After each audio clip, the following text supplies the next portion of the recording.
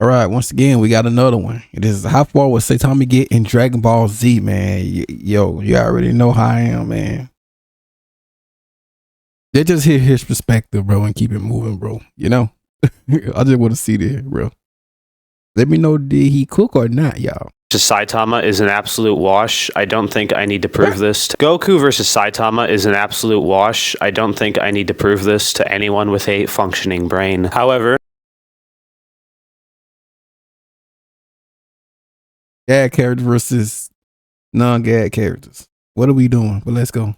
he still has a place somewhere on the totem pole, so where exactly would he land? You've seen these kind of videos before. I don't need to explain anything beyond that. Well, I seen what people say, oh, he stop at, they say he stop at, you got so many people say he stop at this character, then he stop at that character, he stop at this, bro, man, bro. Just do him the right way, bro. Put him against other gag characters and stop putting him against non-gag characters. That's all I be wanting. That's all I want to see.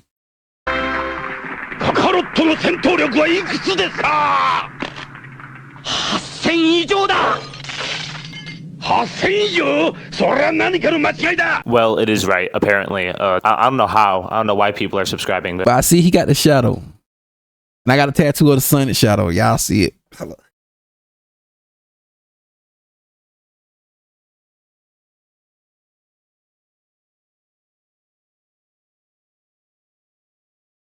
But yeah, I see he got the shadow. I see he got that shadow. I see mine. I got a tag, and I drew Sonic and Shadow like in a custom type. So yeah, man. But you know, I'm rocking with it though. Good, thank you.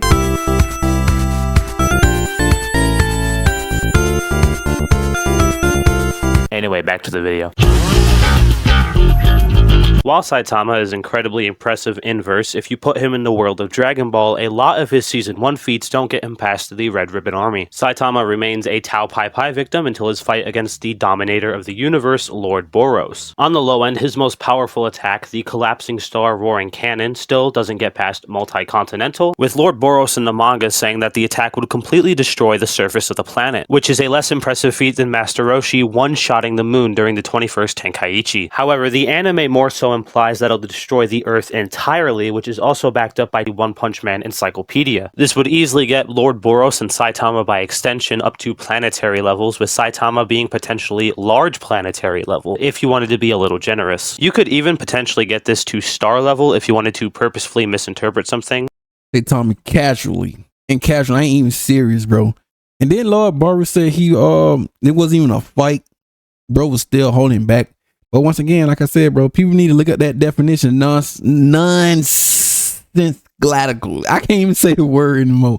But yeah, nonsensical. Nonsense. I can't say it anymore. But yeah, they need to look at that word. Strong guy who is this kind of a guy? Yeah, look that up, bro.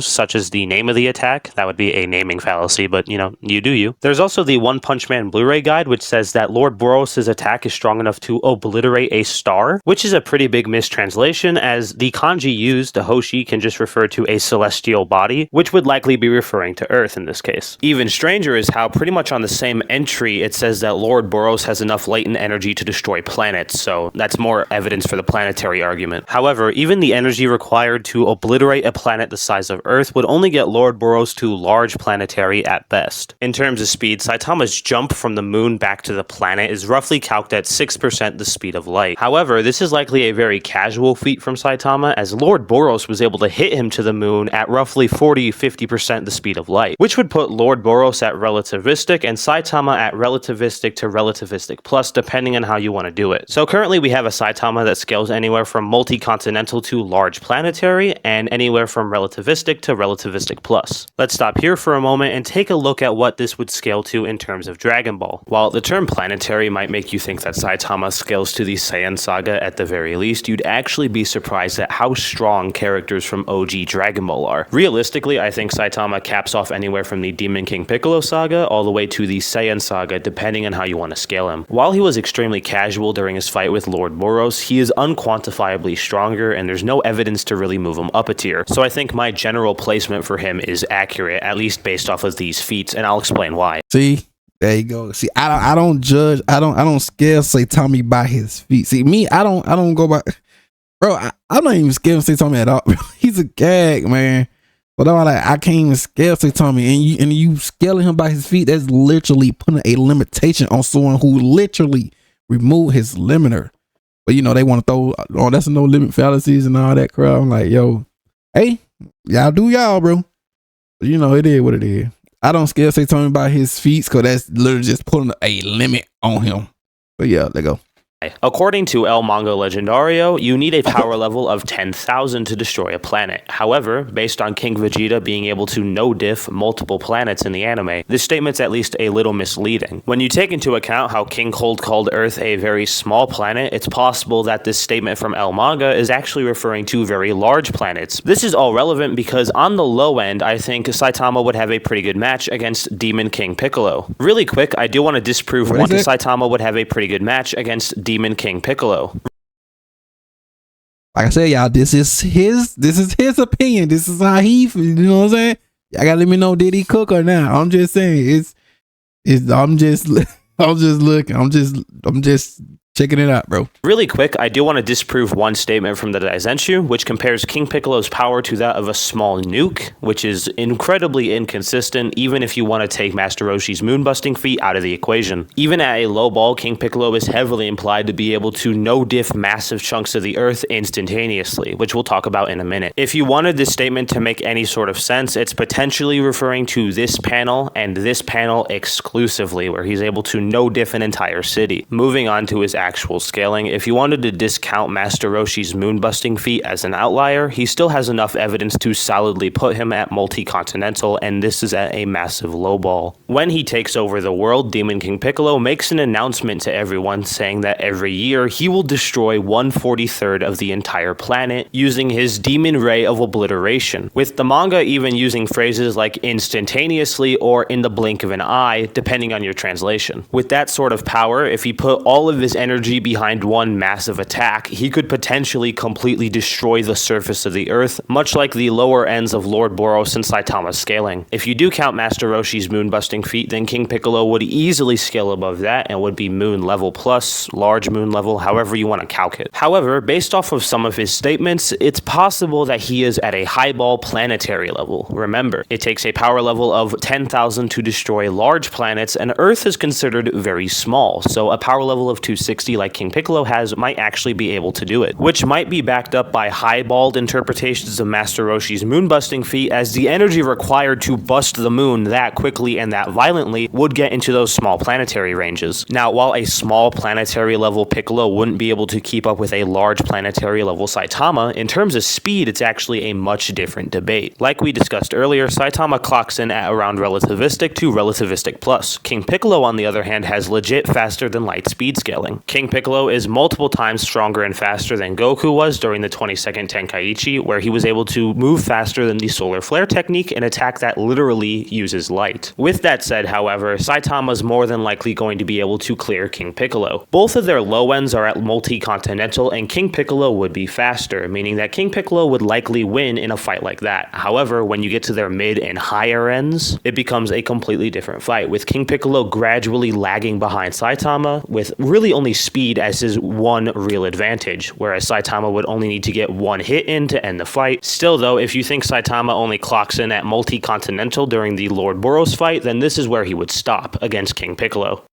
Another potential stopping point for Saitama would be Goku during the 23rd Tenkaichi Budokai and potentially Piccolo Jr. All of the scaling we just did for King Piccolo would apply to these two characters, except multiple times over, as Piccolo Jr. even says that his power has multiplied several times over since the last time he fought Goku, referring to when he was Demon King Piccolo. This isn't even Piccolo amping himself up, as it's shown very clearly that Goku is stronger than Kami, and Kami was able to no-diff the previous version of Goku during the King Piccolo arc. However, However, this becomes even more concretely planetary based on statements from Daizenshu and El Manga Legendario. The Daizenshu specifically describes Goku's Super Kamehameha as an attack that can shatter the moon. The energy required to, quote, shatter the moon would potentially push Goku to that small planetary level. This is even crazier when you take into account El Manga Legendario, which just straight up says that Goku's Super Kamehameha can bust planets. You might initially think that no one would scale to this attack, as it's stated to have a power level of 910 in V-Jump, which is higher than Goku and Piccolo in the Raditz Saga. However, Piccolo is actually able to tank the attack without taking any noticeable damage, and Goku is able to fire the attack without any noticeable stamina drain. The fact that Goku can fire off an attack that could potentially shatter planets without any noticeable stamina drain implies that he can fire a much stronger attack if he just put more energy behind it. In terms of speed, it would be similar to the King Piccolo situation where Goku would be much faster, except multiplied several fold. For my money, personally, this is a decent stopping off point for Saitama, as Goku's able to match his mid-ends with some decent mid to high ends, and is generally much faster and much more experienced with multiple techniques that would throw Saitama off his game.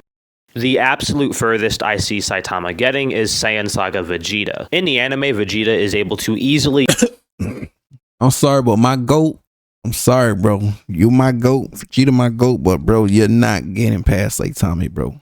no diff a planet and its moon, with some calcs even putting this at star level. It's crazy that he out in space, but now they got him, you know, they gotta they can't breathe in space now. But you know, it is what it is.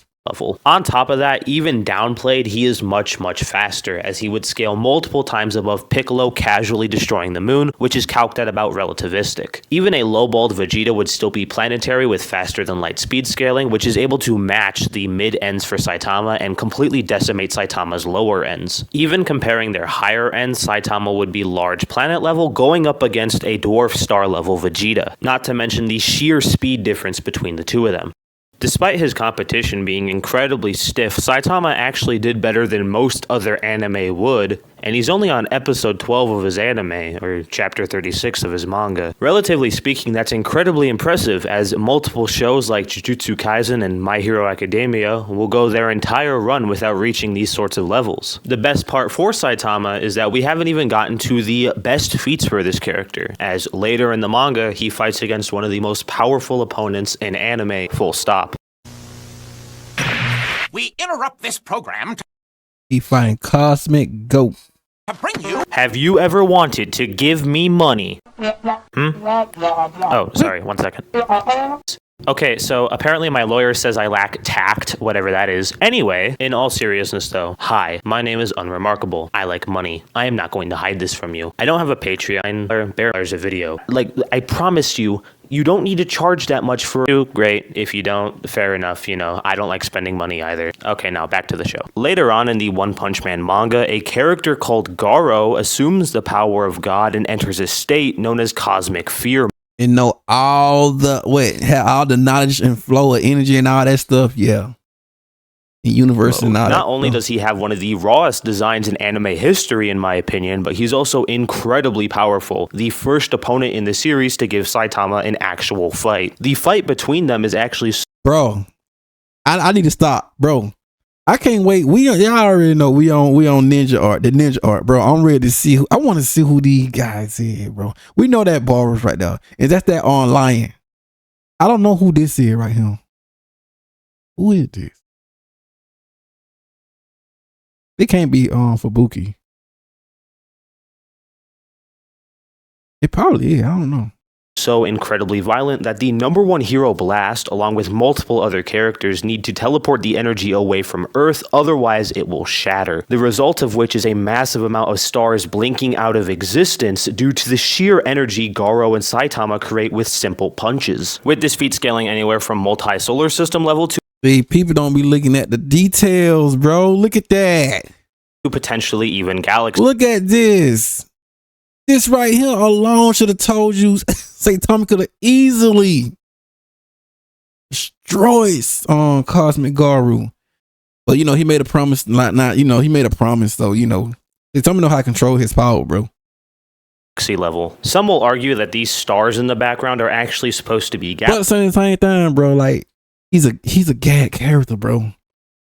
It's this whatever one sensei Murata that's basically it, bro.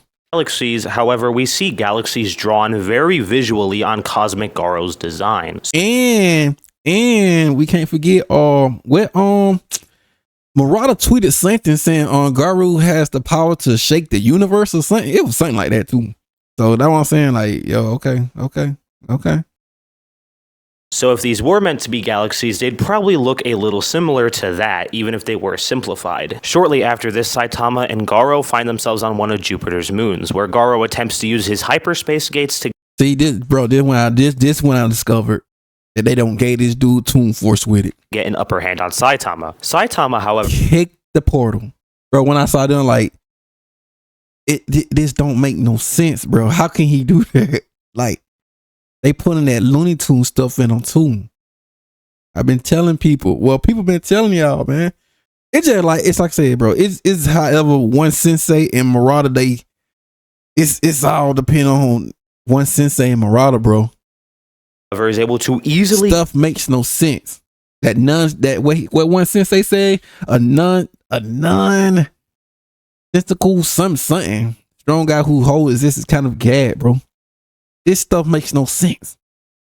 Kick away and interact with these hyperspace gates. For those that don't know, a hyperspace in mathematics is defined as a space with more than 3 dimensions. However, it's usually delegated to a 4th dimensional area. Anything above that would likely be called a superspace or an extra dimensional area. To be fair, the term hyperspace is often thrown around a lot in fiction, even in major franchises like Star Wars, but that doesn't mean that like Darth Vader is above time or anything. However, based on information revealed later in the One Punch Man manga, I'm actually inclined to believe that these are supposed to be literal hyperspaces. Another character imbued with the power of empty goat.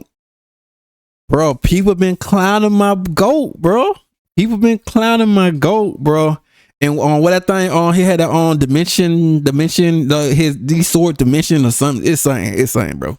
God, known as Empty Void, is able to interact with the 3D multiverse in an area that is called a hyperspace in the One Punch Man manga. God is also referred to as a higher dimensional entity. See, it's different trying to scale, say, whole One Punch Man, ain't put in the words. People be trying to scale One Punch Man whole version to others, but, you know, I guess they doing it wrong in a way, but, you know, like I said, it's there. Hey, this is his opinion. This is his interpretation. You know, it is what it is.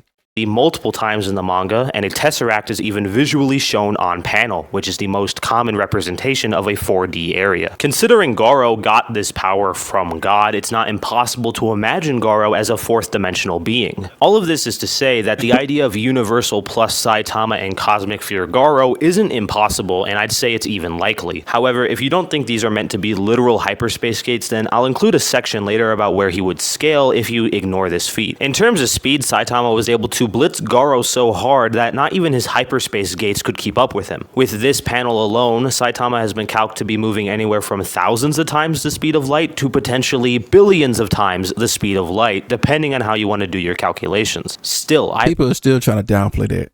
Either way, this is a massive upgrade from his relativistic to relativistic plus calcs from the Lord Boros fight. The crazy thing is, though, that all of this takes place before Saitama begins to visually grow, with a literal graph being drawn to show how much stronger Saitama is getting compared to Garou. Cosmic Fear Garou is a character that can copy the abilities of other characters, meaning that he should have copied Saitama's growth ability. And copy the abilities of other characters, meaning that he should have.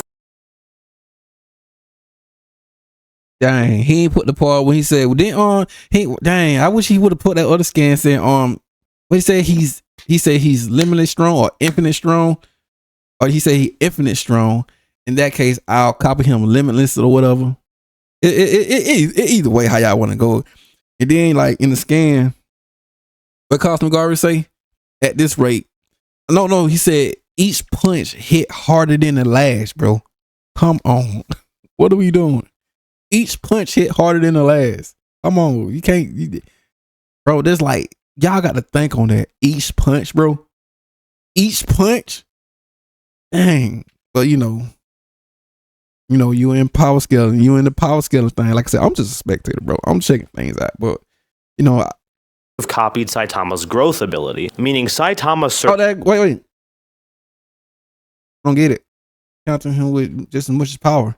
surpassed himself and bro, this right here, his ability. This right here, bro. I like this, bro. Murata know how to draw it, bro. This is so hard to me. To grow during their fight.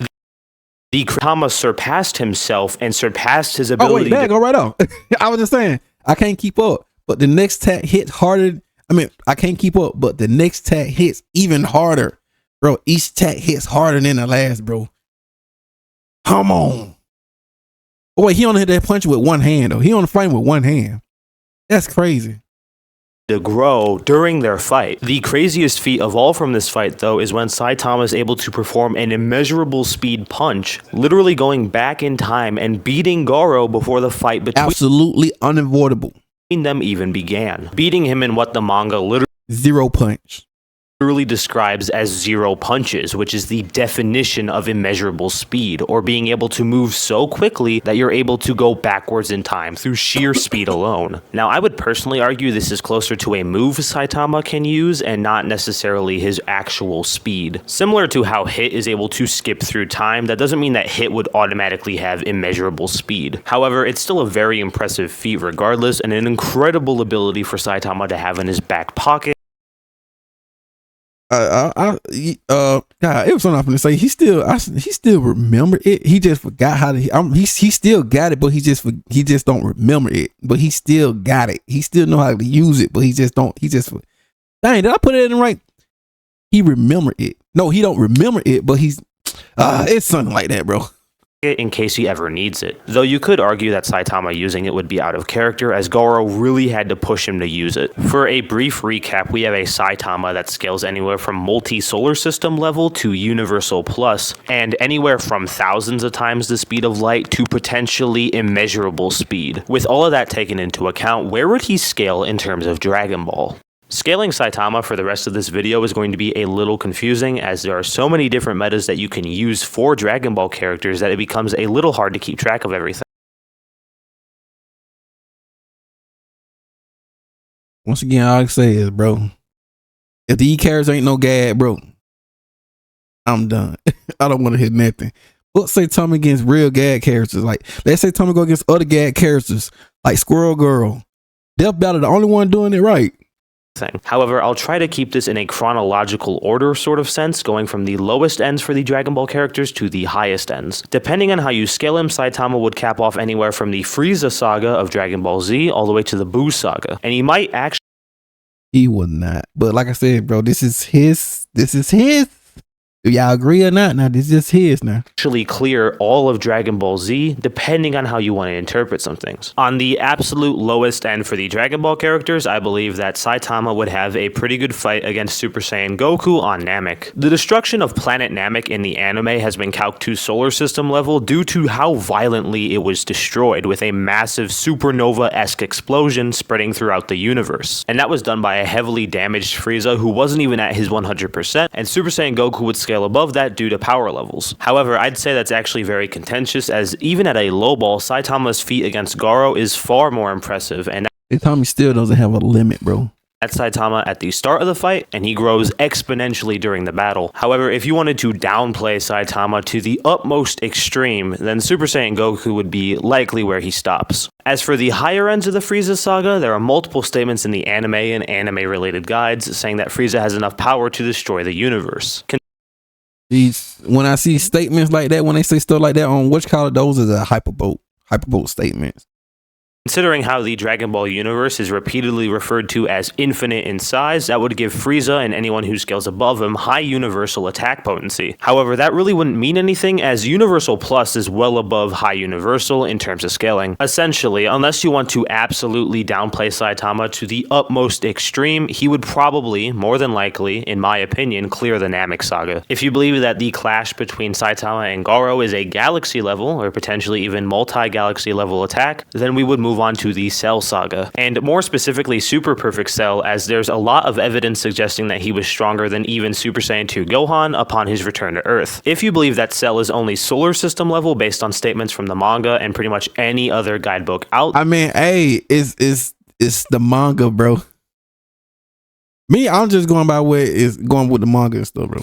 there, then he would lose to even Saitama's low ends of multi-solar system level. However, there are statements from the Daizenshuu guidebooks that say that a solar system is closer to a galaxy in the world of Dragon Ball as it contains an uncountable amount of stars. However, even if you take that into account, I would still say Saitama is stronger. It's when you get to Cell's high ends that things become a little more interesting. In the anime continuity specifically, Cell has multiple universal, or at least potential universal feats. When Cell finally goes all out against Super Saiyan 2 Gohan, Piccolo comments that it's as if the entire universe is shaking, which would be a multi-galaxy level feat. This would match even Saitama's high ends for his fight against Cosmic Fear Garou, however that still wouldn't match up to the Universal Plus metas I proposed. And it wouldn't be taking into account the fact that Saitama grows during his fight with Cosmic Fear Garou. Even if you do think that Cell has infinite power based on the title card, Saitama normal rate of growth was growing this it says Saitama normal rate of growth was growing the entire time, didn't it? No, it was growing unknown. It was keep going unknown or growing unknown. It has no limit. Part of the episode, which is literally called Battle Power Infinity, and other statements from the narrator and Cell himself, that would only put Cell at high universal with no real way to scale him further. If you do believe that Saitama is universal plus, that go right there. That go right there. It's just showing you, bro. When I saw them, like, oh yeah. When I saw this right here, I'm like, oh yeah. And now, what do you know? Not everybody start realizing. Like, not everybody start realizing that. Oh, Saitama's a gag. Oh. then his most realistic matches come from deep within the Buu Saga, specifically 4 opponents that I think would be a relatively realistic match for him. Those 4 would be Buuhan, Kid Buu, Vegito, and Super Saiyan 3 Goku, depending on how far you think Saitama is into Universal Plus. First of all, Buuhan. Buuhan is an incredibly powerful character, the result of Super Buu absorbing Piccolo. Is Buuhan a gag character? Is Buuhan a gag character? That's all I'm looking for. Tanks and Gohan, who had just received a massive power-up that made him stronger than Super Saiyan 3 Goku. During his fight with Vegito, Buuhan actually becomes so incredibly enraged that he threatens to destroy the entire universe by slamming alternate dimensions into it. It's heavily contested what's going on here, as some people think that he's just using a hack's ability to do this. However, guidebooks actually state directly that Buuhan is using his own power to do this, by using a technique that is very similar to the Vice Shout, which is what Super Buu used to escape the hyperbolic time chamber. This would count as a Universal Plus feat because not only is Buuhan going to destroy the living universe, which is infinite in size, already making this high universal, but he's affecting alternate dimensions as well, as is repeated multiple times by both Vegito and the guidebooks. And for anyone still confused on whether or not Buuhan is using a hack's ability, Vegito tells him directly to use the same power that he used to threaten the universe to hit him, meaning that even Buuhan's strikes would count as Universal Plus. Buuhan is also likely nerfed here because he's just sort of throwing a temper tantrum instead of actually using his ki wisely. Buuhan can even grow stronger throughout fights the same way Saitama can, though arguably to a lesser extent. As in guidebooks, it's stated that Vegito doesn't need to go Super Saiyan to take on Buuhan, and then the narrator a couple episodes later will say that Vegito and Buuhan are equally matched. Buuhan can also regenerate to an endless extent, has a seemingly endless amount of ki, can just turn Saitama into chocolate anytime he wants. This is more than likely realistically where he stops, although you could argue that Saitama could simply outpace Buuhan's growth with his own, as he is shown to do. That Buuhan gonna try to turn him into cannon. That thing gonna bounce back off his head. Y'all saw the bonus. And if Vegito could keep his consciousness as a piece of candy, then Saitama could potentially do the same thing, but I'll let you debate that in the comments. If you do think that Saitama gets past Buuhan, then the next candidates up would be Super Saiyan 3 Goku and Kid Buu. This really only comes down to whether or not you think Kid Buu is the strongest Buu, as is repeated multiple times in the anime and guidebooks, and then you just apply everything I said about Buuhan, but apply that to Kid Buu. However, I'd argue that Kid Buu is actually more of a threat because while Buuhan has, at least in intellect, he has consciousness, Kid Buu is basically a feral animal and likely wouldn't be as frustrated as Buuhan would get. Super Saiyan 3 Goku would be similar in power, however he doesn't have any of the advantages that either of the Buus have, so I would put him lower on the list actually. And while you could debate Buuhan, Kid Buu, and Super Saiyan 3 Goku all you wanted, I see no way for Saitama to get past Vegito, especially Super Vegito, who was able to bully Buuhan even after Buuhan was coached into becoming stronger by Vegito. That's That's something that a lot of people don't actually remember, but Vegito actually has to teach Buuhan mid-fight how to properly use his ki, making Buuhan stronger, and then Vegito just schools him anyway. Vegito is also referred to as the perfect fighter multiple times, and is smarter than both Goku and Vegeta. So even if you wanted to cope with the immeasurable speed punch, Vegito would likely get hit once, and then start to predict where Saitama was coming from, similar to how Goku did in the Universe 6 tournament. For my money, even given his most realistic high ends, Saitama isn't getting past Vegito. Vegito is just far too intelligent and far too powerful for Saitama to really have a realistic chance. Really quick, I want to talk about Empty Void and Saitama's most recent feats in the manga, as they don't really upscale him, they just put him more comfortably in Universal Plus, which is what I was already proposing. Bro, they just show you that he's a gad, bro. But like I said, power scale always, power scale gonna, do their thing, bro. Like in the power scale, but in reality, we all know, bro, gad.